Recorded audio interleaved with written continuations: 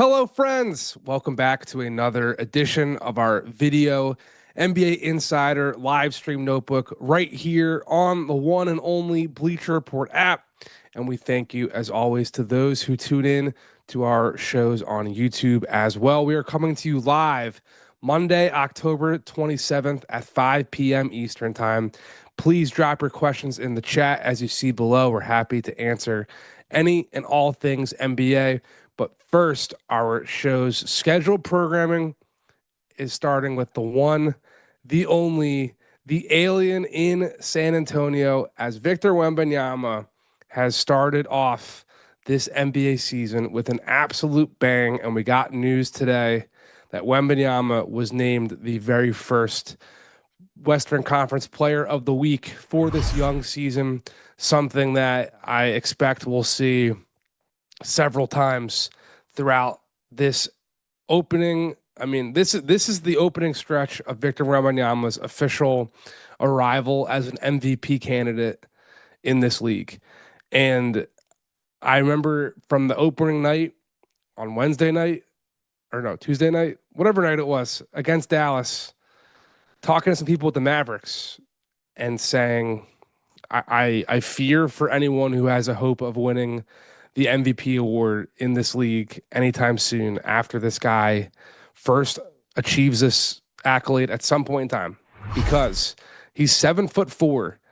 He is averaging 6 blocks per game only through 3 games, but this is a guy who led the league in total blocks last year and only played in 45 games in total before his blood clots sidelined him for the end of that second season.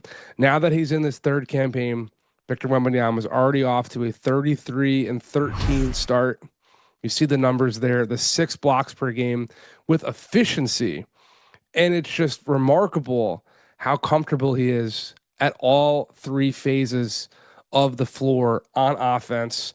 That ridiculous sequence from the Nets game yesterday where he had back-to-back blocks and then came right down the floor and hit a pull-up from 35 feet out at the top of the key. It's just absolute alien type stuff. Very, very incongruent with his nickname, and something that I think is here to stay, because I've said it here on this show in past iterations that when Wemby was out in LA doing those off-season pickup runs that you see so many social media highlights, nothing had come out publicly, but I just heard a couple of scouts, a couple of NBA people I know whispering that Victor looked like the best player in the league in those runs, and he's looking like one of them right now for sure when the games have started and they count. So one guy with the Mavericks said to me, the only thing that would stop him from winning MVP is not playing 65 games. So I'm not here on October 27th, 3 games into the season, ready to declare no matter what definitively that this guy is going to win MVP. But I'm here to say that it's 100% going to be a debate, and he's going to have a case so long as he does play 65 games. So long as the San Antonio Spurs do keep winning. They're 3-0. They've had a very soft schedule. Now, a lot of people, several people I talked to within the Spurs in the preseason were aware and prepared that they were going to have a kind of easy on-ramp into competition here. But this is a team full of dogs. You watch Stephen Castle and Dylan Harper and everyone down the lineup just attack with abandon and aggressiveness, and they're here to come and fight. This is a team that absolutely wants to make their claim for a Western Conference playoff bid, not just a play-in position, and they're doing it right now behind the most dominant force in the league, not named Giannis Antetokounmpo, who we'll talk about later, who won the Eastern Conference Player of the Week. And I don't see how that's going to change for the next decade plus, provided that he stays healthy. It's not exactly a hot take that this total anomaly of a prospect has turned into an absolute dominant force back from a season-ending scary blood clot issue, and now with a huge stable of guards. And De'Aaron Fox hasn't even played yet. That'll be an interesting part of the equation to check in on later down in the regular season. While Fox is still out, the Lakers are going to have a ton of players out tonight. They have 7 players out tonight in the unfortunate aspect of these games starting to play and guys' bodies getting back together. There's a lot of injuries around the league. The Lakers are now without both LeBron James and Luka Doncic, as Luka Doncic is dealing with a groin strain that is not supposed to keep him out for a significant amount of time. But we are definitely hearing that LeBron is not in any rush anytime soon to return back from this sciatica that has kept him sidelined for the Lakers' first couple of games here to start this 2025-2026 NBA campaign. And with that, it has left a total gap in the Lakers lineup, and they have 2/3 of their team's salary on the bench tonight for when they play the Portland Trail Blazers. So that is obviously not an ideal scenario for Los Angeles, but it has been an ideal scenario for Austin Reeves. We will talk about that later in today's show. It is a situation across the Western Conference too, where Anthony Edwards, we got word today, is also going to be out for at least 1 week, according to the Minnesota Timberwolves official press release. You see it there. ESPN reported today that he will miss 2 weeks. So hopefully, for Ant's sake, for Timberwolves fans out there, it will be closer to the Timberwolves set of expectations for his debut or for his time on the men from a right hamstring strain. But that has been, unfortunately, a major piece of all of this early stretch of the regular season. Some chat questions that I missed. Back to Victor Wembanyama. Does the MVP have to play 65 games or more? Every single end of season awards ballot, from all NBA to all defense to rookie of the year, you all have to play 65 games in this new era.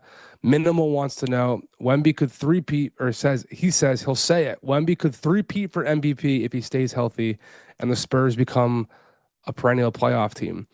I don't think it's a three-peat. I think this guy could be winning the MVP for 7, 8, 9, 10 straight years. He's 21 years old.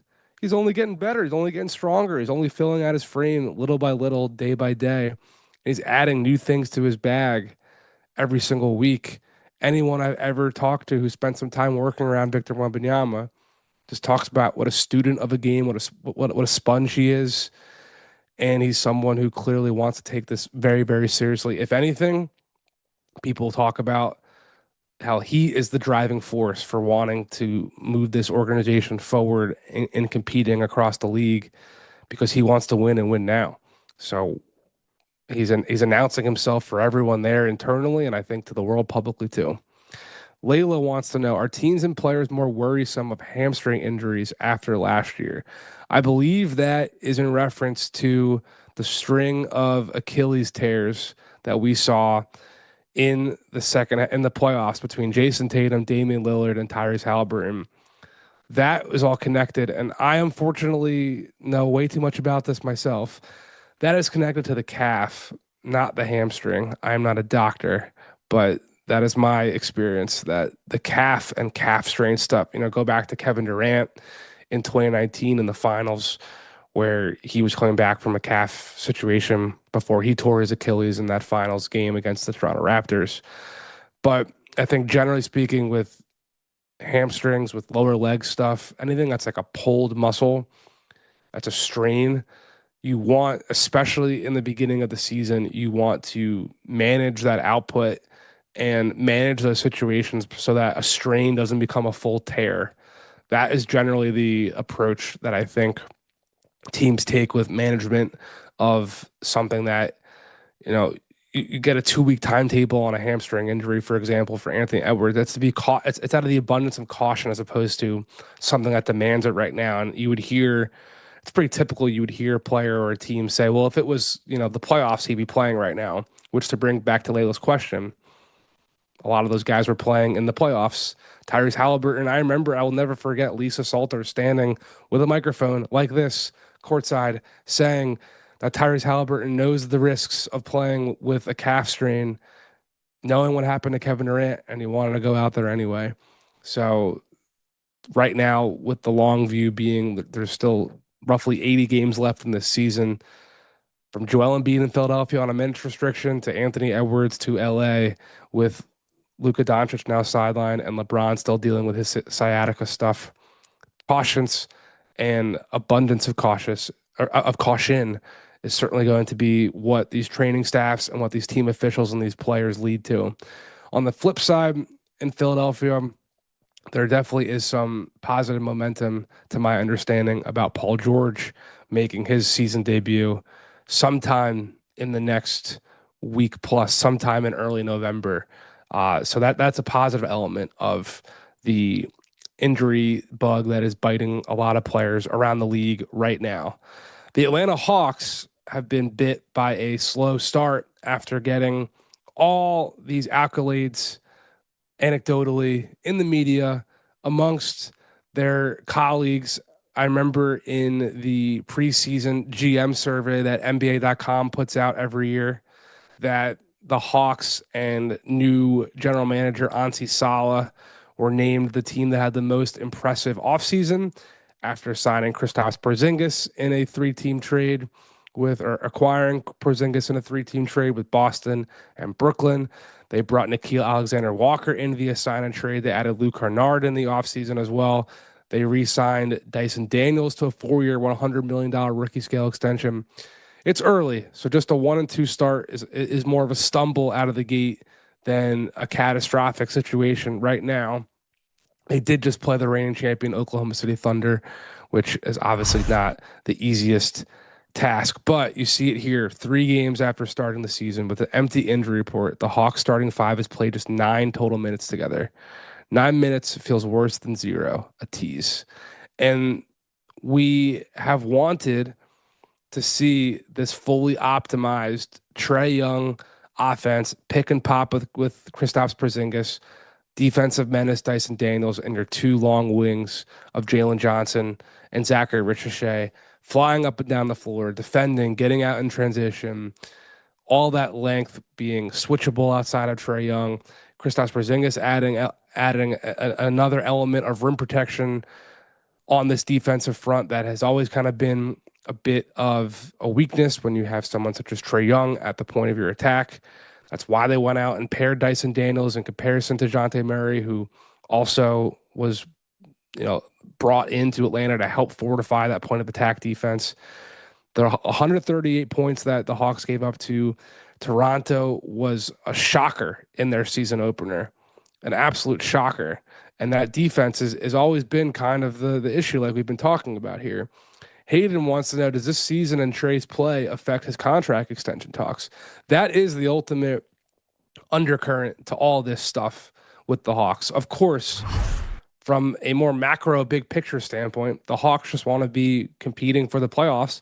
They see themselves internally as a team that should 100% be a playoff team, and a team just like Orlando that's had a bit of a stumble out of the gates, and like Milwaukee, that group of teams, Philadelphia, they all think that they are just as good as anyone else, have just as good a chance as anyone else to claim a home court playoff spot in the East behind these overwhelming favorites of Cleveland and New York, especially with how poorly Boston has started. We'll get into that in 1 second.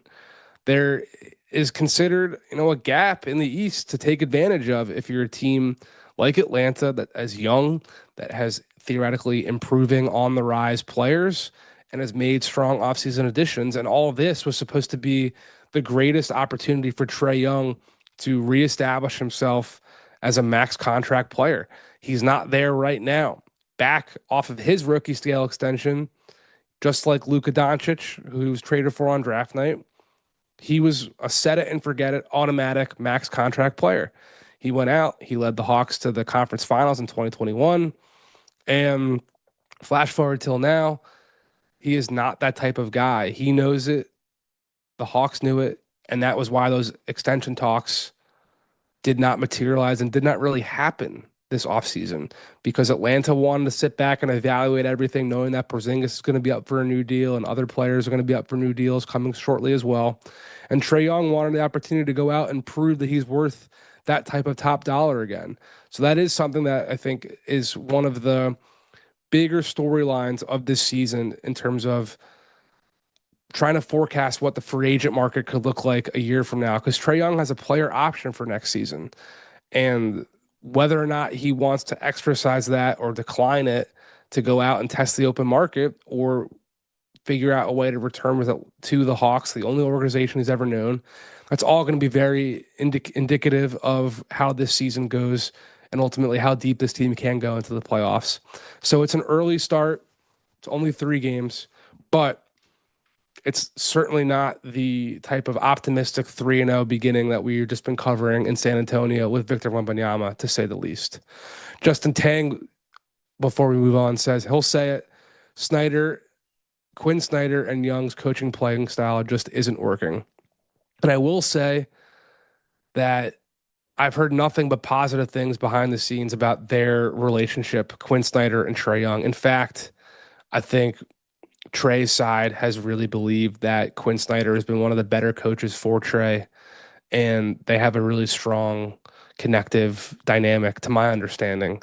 So we'll see how that continues. But for now, it is not necessarily a hand in glove fit where Quinn is more of in a motion style, a scheme that incentivizes a lot of back cutting and what have you, where Trae is more of a pound, pick and roll guy. But they were talking a lot last season when I was down there in Atlanta in March about Trae's more willingness to find guys in transition, to hit ahead to Jalen Johnson, Zach Richardson on the wing when healthy. And there's hope that that will continue to spur, and also with the movement in the half court, end up putting Trae in situations where he's off ball and benefiting as an off ball shooter flying around screens as well. There has also been a slow start, like we discussed, up the Eastern Seaboard in Boston, where the Celtics are 0-3 to begin this season for the first time since the 13-14 campaign, where, if you all recall, that was the year that Boston entered their own tanking effort right in conjunction with Sam Hinkie's process years in Philadelphia.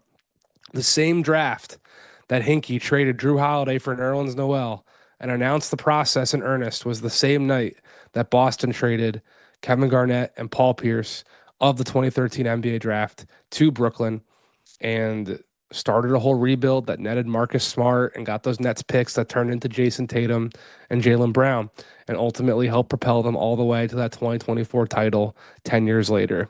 But Tatum, of course, out for the year, torn Achilles, like we've talked about before, like everyone knows. We know he's getting ready and on the mend and trying to see if whether or not he can come back this year. There's really no point to Jason Tatum coming back at any juncture of this Celtics season if Boston is not in a true playoff contending situation. And you do have to wonder, as Trey for 3 is asking, you do have to wonder at what point in time would the impetus in Boston shift away from how good are we that Jason Tatum can return to how bad are we to maybe try to play the lottery odds again. Trey for 3 wants to know, could they be targeting AJ? I'm assuming that's AJ Dembonsa or Cam Boozer in the lottery if they don't contend. I don't think Boston would be tanking to target anyone in particular. I think at a certain point in time, they might just recognize that this is not a playoff team and there's clear benefit to adding a rookie scale contract player who's good in the middle of a very expensive payroll that they just had to dismantle a roster in order to avoid tax penalties for. So there is absolute major benefits to having a legitimate contributor on a rookie scale contract in today's second apron collective bargaining agreement era that we live in, where Philadelphia is certainly going to benefit from having VJ Edgecombe contributing at a starter level ability on his rookie scale deal right now compared to what he will be making.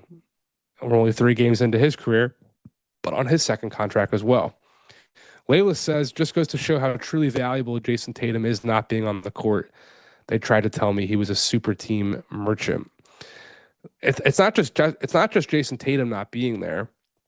If you're a Celtics fan and you follow that local media contingent closely, they have spent and paid rightfully a lot of attention on the Celtics' lack of front court size and effectiveness on the glass. They are being destroyed on both ends of the glass, and it's a huge setback for this Celtics team, being that this was a group that was a very deep front court, having Kristaps Porzingis and Al Horford and Xavier Tillman and Neemias Queta as like your bullpen. Now Tillman and Queta are thrust into a starting capacities on certain nights. Luka Garza and Chris Boucher I think, are nice players that have value around the league, but that contingent of a front court rotation lost 2 All-Stars, 2 champions. Al Horford's almost certainly going to be a Hall of Famer after winning a title in the NBA, multiple All-Star appearances, and his Florida stint winning back-to-back champions with the Gators. And he's still doing it in Golden State. So I think that front court question with Boston has always been the big question for how good this team could be. How good could a group with Jaylen Brown and Derek White and Peyton Pritchard really be without a real front court presence to speak of? So that has been the biggest issue that the local discussion has been around so far, more so the absence of Tatum. It's been the absence of a lot of firepower in the front court where they really are getting destroyed on the glass. And that's something the whole league, I think, is really focused on right now. Rebounding and the battle of the boards, I think, really took a step back in the 2015-16 pace and space Golden State dynastic era, where we never saw more small ball in the last 5 years of the last decade. Now, in the middle of this decade, we are seeing so much size all across the league, 2 big lineups all across the league. Offensive rebounding numbers have been trending up year over year for the last 5 years, and we're seeing more and more teams value crashing the glass. That's something that these Celtics are not equipped to handle right now. So it's just something to monitor, something we're throwing out for you guys here on an early season, late October edition of our video insider live stream notebook, because maybe that spells a potential trade scenario for the Celtics to look at improving if they really are focused and maintain that focus on trying to compete for a playoff spot in this Eastern Conference. Or maybe this spells an opportunity for Boston to continue to look at being a seller, as they had been all offseason, trading Kristaps Porzingis, moving Drew Holiday, and flipping other pieces they got back, like George Niang, that returned to the Celtics in that Porzingis 3-team deal that sent him to Atlanta. Now we want to just highlight some positives from the start of the year. Some insane stat lines have been popping up left and right. And I first want to give a shout out. He does not need the attention living in Hollywood, getting all the Lakers love, but Austin Reeves putting up 51 points last night on 22 shots with 11 and 9 to round out that stat line. This is a very big opportunity for Austin Reeves. We talked about the Lakers' just myriad of injuries in the beginning of the show, where they have 7 players out tonight, including LeBron James and Luka Doncic, which means this is, as Luka is dealing with a groin injury, this is a really strong stretch where it's the beginning of the year. Attention is high, a lot of eyeballs on these games, trying to check out who's good, who's not, how players look in their new jerseys and whatnot. And Austin Reeves has a real vacuum of other ball handlers right now to really showcase himself before he, just like Trae Young, could be one of the marquee guard free agents of next summer. You see it right now. He's averaging 34 through 3 games, that 51-point game against Sacramento. He's flirting with a triple-double damn near every night. And this is the chance for him to really showcase himself as a lead ball handler, absent of LeBron, absent of Luka Doncic, because that's going to be his best chance at getting the biggest possible payday. Austin Reeves is going to get paid this summer regardless, but there'll be a difference between a team wanting to pay him and bring him on board to be a secondary creator type, to be a contributor to a team that's getting better, or to bring him in as the engine of an offense. And if he's putting up 51 points, it was just against Sacramento and a very, very questionable, shaky defense from the Kings. But he's going to have more and more opportunities here throughout this season whenever Luka and LeBron or Luka or LeBron are out or missing time or what have you, to truly cement himself as someone that a team could convince themselves to go out and drop a max contract on to be the absolute engine of their offense. So it's really an incredible chance for Reeves to earn some money here 7 months before free agency begins. Shai Gilgeous-Alexander is putting up crazy stats. He's averaging 40 per game with a 155-point effort in that double overtime win at the Pacers. So shout out to Shai and all that he is doing. Giannis, Eastern Conference Player of the Year of the Week, has just been an absolute animal. His own 40-point effort came of a 40, 14, and 9 game the other night against Cleveland. And we're going to keep seeing Giannis in downhill ball handling, heavy usage opportunities with Dame out of the picture. And if Kevin Porter Jr. is going to miss more time and Cole Anthony is going to miss more time, we're going to keep seeing Giannis in floor spread, him at the top of the key, bulldozing moments where he's either getting to the basket, getting fouled, or has an opportunity to spray it out to one of his shooters. That's going to continue to be a dynamic to play with, and one that's going to have Giannis at the forefront of MVP conversations as well. I saw in the chat, Klein wanted us to shout out Cedric Coward, who played an unreal game for Memphis recently. He might be the steal of the draft. Coward has been terrific. He's someone that Memphis obviously really, really valued in the fact that they traded up and spent a future first-round pick to move up with Portland to get him. That's the other end of the Hansen Yang deal.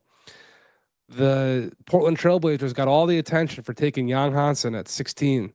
But the flip side of that trade that dropped Portland down to get Jan Hansen was Memphis giving an extra first to move up to get Cedric Coward, someone they really wanted to target, someone whose hands are as big as Kawhi Leonard's and as a knockdown shooter and a real 3-and-D find that the Grizzlies think will be very important in helping them move in a post-Desmond Bane direction, where wing help in Memphis has been kind of an issue there, dating back even to the Mike Conley, Marc Gasol days, where they were just trying to find 3-and-D guys in between their front court and their back court. That's kind of still been the case here. So maybe Cedric Coward could be a long time answer here. Hayden wants to shout out Sengun versus OKC. Alperen Sengun is without a doubt making his claim to be one of the top 5 centers in the NBA. Already with All-Star honors last year. He's on arguably one of the better contracts in the league now. That 5-year, $180 million deal he signed a year ago in rookie extension stuff, below max, below $200 million. It's something that the Rockets are certainly happy they were able to secure moving forward. Our last chat here, Opal is saying, not as flashy, but AD has been on a tear, 20 and 10 plus in his first 3 games this year. That's what Dallas needs from him, man. To make up for trading Luka Doncic, they need Anthony Davis to be a 20 and 10 effort every single night. Not just effort, output. They need that. And it was nice to see Cooper Flagg have a fun poster and just seem to have a good overall evening in a first victory as a professional the other night at the American Airlines Center. So that will do it for today's NBA Video Insider live stream notebook. We appreciate you all tuning in and sticking with me through some nasal congestion as the weather changes here in New York. But for now, that'll do it for this week. And we hope you enjoy the second week of NBA games of this regular season. Hope you have a happy Halloween. We will talk to you next time on our next edition of our NBA Video Insider live stream notebooks right here on the Bleacher Report app. See ya.